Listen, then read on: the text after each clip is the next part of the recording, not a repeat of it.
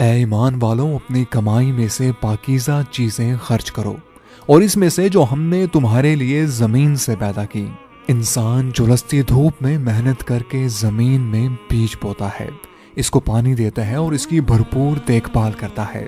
اپنی محنت کے ساتھ ساتھ اس کی نظریں اپنے رب کے کرم پر بھی ہوتی ہیں، کیونکہ اگر رب کی منشا نہ ہو تو بیج پودے کی صورت اور پودا فصل نہیں بن سکتا۔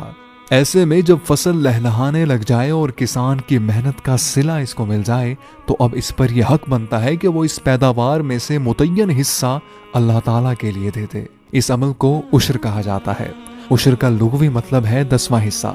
دینی اصطلاح میں زرعی زمین کی پیداوار سے بطور زکوٰۃ کے 10واں حصہ نکالنا عشر کہلاتا ہے۔ فقہا کرام کی تصریحات کے مطابق جس کھیت کی زراعت میں آپاشی کے لیے بوجھ اٹھانا پڑے تو اس پیداوار میں سے 5%، اور جس کھیت کی زراعت میں مشقت کم ہو وہاں 10% اللہ کی راہ میں دینا واجب ہے۔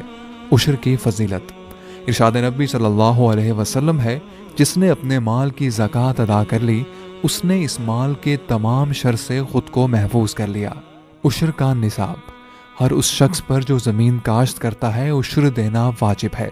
عشر چونکہ پیداوار کی زکوٰۃ ہے اس لیے مال کے ساتھ پیداوار کا عشر الگ نکالا جاتا ہے۔ سال کے اندر جتنی بھی فصلیں کاشت ہوں گی ان سب پر ہی عشر واجب ہوگا۔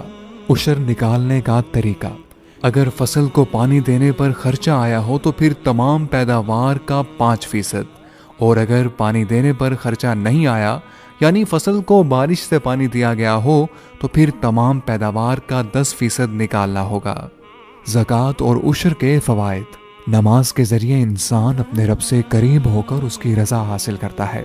اسی طرح عشر کی ادائیگی کر کے بھی وہ عملی طور پر اس بات کا ثبوت دیتا ہے کہ یہ مال میرا نہیں ہے بلکہ میرے رب کا ہے اور اسی کی طرف واپس کرنا ہے۔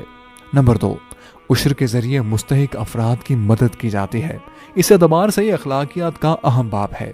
نمبر 3، مال کی محبت کم کرنے کا بہترین ذریعہ ہے، چنانچہ اللہ رب العزت کا ارشاد ہے، اے نبی صلی اللہ علیہ وسلم، آپ مسلمانوں کے اموال میں صدقہ وصول کیجئے جس کے ذریعے ان کے قلوب کی تطہیر ہو اور ان کے نفوس کا تزکیہ ہو۔ رسول اللہ صلی اللہ علیہ وسلم نے ارشاد فرمایا، اللہ پاک نے زکوٰۃ کو اسی لیے فرض کیا ہے کہ اس کی ادائیگی کے بعد جو مال باقی رہ جائے وہ پاک ہو جائے۔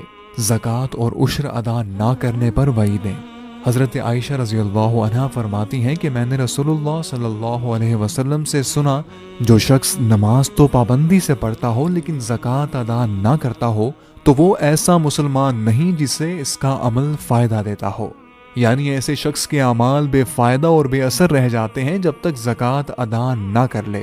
جو شخص زکوٰۃ ادا نہ کرے اس کی نماز شرف قبولیت نہیں پاتی۔ ہم سب کو چاہیے کہ اپنے فرائض کا جائزہ لیں اور اپنی ذات کا احتساب کرتے ہوئے یہ دیکھیں کہ ہم سے وہ کون سی کوتاہیاں ہیں جو ہو رہی ہیں، اور اللہ سے یہ دعا کریں کہ وہ اپنے فضل و کرم کا ہمیں حقدار بنائے۔